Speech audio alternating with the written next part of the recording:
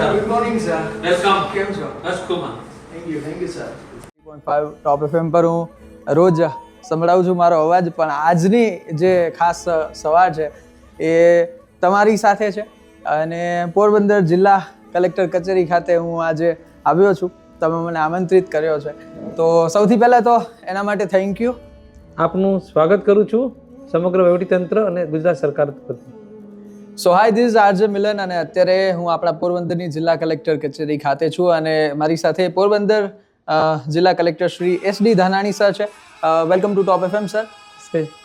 અને ખાસ આજે અમારે વાત કરવી છે, સંવાદ કરવો છે માનનીય મુખ્યમંત્રી શ્રી ભૂપેન્દ્રભાઈ પટેલ એમના નેતૃત્વમાં સેવા, સમર્પણ અને સંકલ્પના 2 વર્ષ પૂર્ણ થયા છે, ત્યારે આ વિકાસ યાત્રા છે એની ચર્ચા મારે જિલ્લા collector Shri SD Dhanani sir સાથે કરવી છે.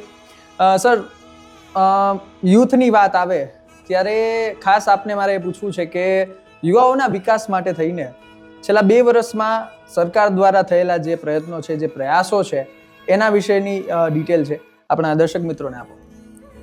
પહેલાં તો આપનું ખૂબ ખૂબ સ્વાગત છે. Thank you.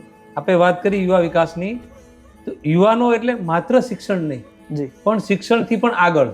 તો આપણે વાત કરીએ તો સ્પોર્ટ્સ, તો આપણા ગુજરાત રાજ્યના રમતવીરો છેલ્લા દિવસમાં ખૂબ આગળ વધી રહ્યા છે અને સરકાર હજી પણ એટલા બધા પ્રોત્સાહનો અને સગવડોથી આગળ વધી રહી છે કે આજે રાજ્યના મોટાભાગના જિલ્લામાં મોટા મોટા સ્પોર્ટ્સ સંકુલ ઊભા થઈ ગયા છે. એ સિવાય દર વર્ષે આપણે ખેલ મહાકુંભ કરીએ છીએ, એમાં પણ વધુને વધુ રમતવીરો ભાગ લઈ રહ્યા છે.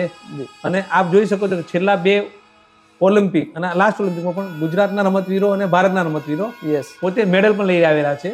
અને આ જ યાત્રા આગળ વધી રહી છે અને આપ જાણીએ છીએ કે ગુજરાતે 2036ના ઓલિમ્પિક માટે યજમાની માટે પોતાની તૈયારી રાખી છે અને આપણે આશા રાખીએ ગુજરાતની યજમાની બને ને એમાં ભારત તો આગળ આવે, પણ સાથે સાથે ગુજરાતના રમતવીરો પણ 2036ના ઓલિમ્પિકમાં વધારે ને વધારે મેડલ મેળવે એના માટેની ખૂબ સુંદર તૈયારીઓ અત્યારે ચાલી રહી છે. જી, યુવાનનું બીજું વસ્તુ છે રોજગારી, આર્થિક વિકાસ. તો એના માટે પણ ભારત સરકારના માર્ગદર્શન હેઠળ અલગ અલગ પ્રકારના સ્ટાર્ટઅપ પ્રોજેક્ટ થઈ રહ્યા છે અને આપને કહેતા મને આનંદ થાય કે સ્ટાર્ટઅપ ઇનોવેશનમાં ગુજરાત રાજ્ય છેલ્લા ઘણા સમયથી દેશમાં પ્રથમ ચાલી રહ્યું છે. ક્યાં વાત. આ ઉપરાંત વિદ્યાર્થીઓ જ્યારે પોતે અત્યારે સ્કૂલમાં છે અને જ્યારે વિકસિત ભારત 2047ની વાત કરીએ છીએ આપણે, કે જે એ વખતે યુવાન હતા નથી, એને પણ ધ્યાનમાં રાખીને અત્યારે યુવા વિકાસની એક ખૂબ જ સુંદર પ્રક્રિયાઓ ચાલુ છે. વધારાના પરિબળોની વાત કરીએ તો શરીર જો સ્વસ્થ અને મન તંદુરસ્ત હશે એ પણ એટલું જ યુવાઓ માટે જરૂર છે. તેના માટે આપણે સૌ જાણીએ છીએ કે યોગને માનનીય વડાપ્રધાન શ્રી નરેન્દ્ર મોદીએ વિશ્વ ફલક પર લઈ ગયા છે અને આજે મને કહેતા આનંદ આવે કે છેલ્લા 2 વર્ષમાં યોગને પણ ખૂબ જ પ્રાધાન્ય આપવામાં આવી રહ્યું છે અને માત્ર શાળાઓ નહીં પણ શહેરોમાં, મોટા મોટા ગામોમાં પણ યોગ ક્લબો શરૂ કરીને લોકોને યોગ તરફ વાળવામાં આવી રહ્યા છે અને એના માટે ગુજરાત યોગ બોર્ડ પણ ખૂબ પ્રયત્ન કર્યું છે. આપણે એને પણ અભિનંદન આપીએ. આ ઉપરાંત યુવાને વિશ્વ સાથે જોડાય એના માટે ફિઝિકલ લાઇબ્રેરી, પુસ્તકાલય તો ખરા, પણ ડિજિટલ લાઇબ્રેરી પણ આજે શરૂ થઈ છે, જેથી આજના જમાના સાથે પણ આપણા યુવાઓ તાલ મિલાવીને આગળ વધે અને પોતાની કારકિર્દીને ખૂબ આગળ વધારે. ગ્રેટ. અને એ જ છે વધારે યુઝફુલ થઈ રહ્યું છે જ્યારે યંગસ્ટરને. ત્યારે સર બીજી એક વાત પોરબંદર રિલેટેડ મારે આપને પૂછવી છે કે યાત્રાધામોનો વિકાસ, પ્રવાસનના જે સ્થળો છે એનો વિકાસ અને ટુરિઝમ ક્ષેત્રે છે આ છેલ્લા 2 વર્ષમાં કઈ રીતનું ડેવલપમેન્ટ થયું છે સરકારશ્રી દ્વારા? આપણે ખૂબ સારો વાત રજૂ કરી છે. ટુરિઝમ એટલે કે પ્રવાસન એ આજે GDP માટેનું એક મોટું સાધન બની રહ્યું છે. આપણી જ વાત કરીએ તો પોરબંદરમાં આપણે હમણાં ચર્ચા કરીએ એમ સુદામાજીની ભૂમિ છે, જી, મહાત્મા ગાંધીજીની ભૂમિ છે, સુરખાબોની ભૂમિ છે, જી, આપણે એમ કહીએ ને ખૂબ જ ઉમદા દિલ અને સરળ સ્વભાવ ધરાવતા લોકોની ભૂમિ છે. પોરહિલા માણસો જેને આપણે કહીએ એવી ભૂમિ છે. તો આ ભૂમિમાં પ્રવાસનના સ્થળો જે પણ છે એને હજી પણ અમે આગળ વધારી રહ્યા છીએ. સાથે સાથે આપને હમણાં જ ખ્યાલ હશે આપણું મોકર સાગર જળાશય છે કે જેને 200 કરોડના ખર્ચે એક શ્રેષ્ઠ ટુરિઝમ પ્લેસ તરીકે વિકસાવવાનું ભૂમિપૂજન હમણાં જ થઈ રહ્યું છે.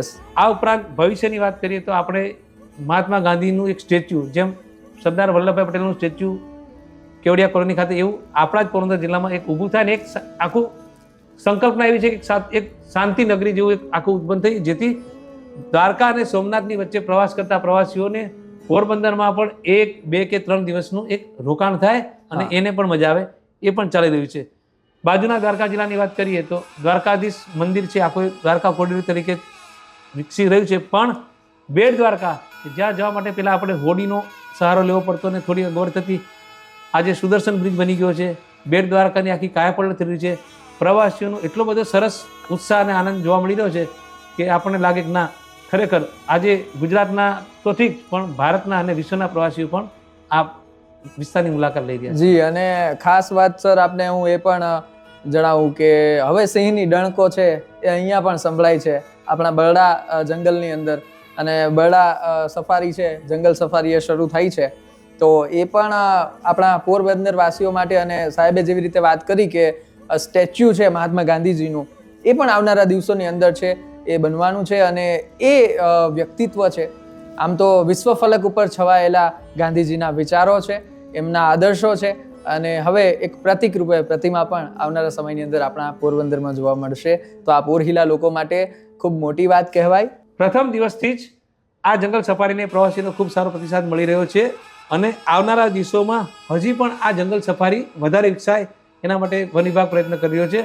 સાથે સાથે આપણી જાંબુવનની ગુફા છે, જી, મેં મકરસાગરની વાત તો કરી, એ છે પણ આપણા પવિત્ર યાત્રાધામ તરીકેના 10 થી 11 જુદા જુદા મંદિરો છે જે સરકાર હસ્તક છે.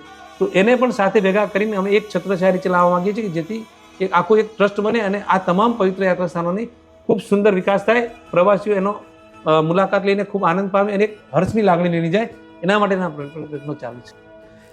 સાહેબ, આપણો પંથક એવો છે કે જ્યાં પ્રભુના લગ્ન થાય છે, ભગવાન શ્રી કૃષ્ણ અને રૂક્ષ્મણીજીના વિવાહનો જોરદાર, શાનદાર અને ભવ્યથી ભવ્ય દિવ્ય પ્રસંગ છે એ આપણે ઉજવી રહ્યા છીએ. અહીંયા માધવપુરનો મેળો થાય છે, એના વિશે ખાસ ડિટેલ આપો, જેથી કરીને પ્રવાસન ક્ષેત્રે છે જેટલા પણ લોકો આવે છે. હમણાં જ માનનીય પ્રધાનમંત્રી શ્રીએ એક સભામાં કહ્યું હતું કે મહેમાન બનો માધવપુરના, હું તમને આમંત્રણ આપું છું, એવી રીતે.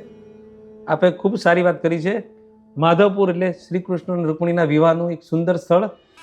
આપણે જાણીએ છીએ રૂકમણી અને ભગવાન શ્રી કૃષ્ણ જ્યાં લગ્ન થયા હતા તે એક સરસ મજાનો ચોરી મંડપ અને આજુબાજુના ક્ષેત્રનો ખૂબ સારો વિકાસ થયો છે.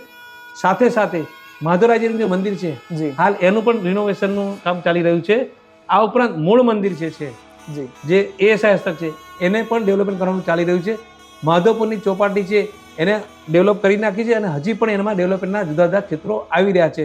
અને આપણે જાણીએ છીએ દર વર્ષે ભગવાન શ્રી કૃષ્ણ રૂકમણીના વિવાહ પ્રસંગે જે મેળો યોજાય છે, જે અગાઉ સ્થાનિક સ્તરે યોજાતો, આજે વિશ્વ ફલક પર પહોંચ્યો છે અને એમાં ભારતના જુદા જુદા રાજ્યોના પ્રતિનિધિ આવે છે, પણ વિશ્વના પણ લોકો આ માધવપુરના મેળાની મુલાકાત લે છે અને 4 દિવસના કાર્યક્રમમાં એક અલૌકિક અનુભૂતિ લઈને જાય છે. અને આ છેલ્લા 2 વર્ષની વાત કરીએ તો માધવપુરના મેળાનું એક એક્સટેન્શન થયું છે અને હવે ભગવાન શ્રી કૃષ્ણની જાન જ્યારે દ્વારિકા પહોંચે છે ત્યારે દ્વારિકા પણ એક રિસેપ્શન પ્રકારના સુંદર કાર્યક્રમનું આયોજન 2 વર્ષથી થઈ રહ્યું છે. આવતા વર્ષે એ પણ વધારે ભવ્ય થશે અને દ્વારકાના લોકોને પણ ભગવાન શ્રી કૃષ્ણ રૂકમણીના વિવાહનો એક સુંદર લાવો મળશે. ક્યાં વાત છે સર. અને આ અદ્ભુત લાવો લેવા માટે થઈને આપ જરૂરથી અમારા પોરહિલા પોરબંદરમાં પધારો. રૂડું અને રળિયામણું ચોપાટીએ વસેલું આ નગર એટલે અમારું Porbandar. Stay connected with Milan. Thank you so much sir, top FM radio station સાથે, અને ખાસ આ સંવાદ કરવા માટે, મને ઇન્વાઇટ કરવા માટે અહીંયા આપની કચેરીએ. ખૂબ ખૂબ અને ફરી પણ આપણે મળતા રહીશું. Thank you so much.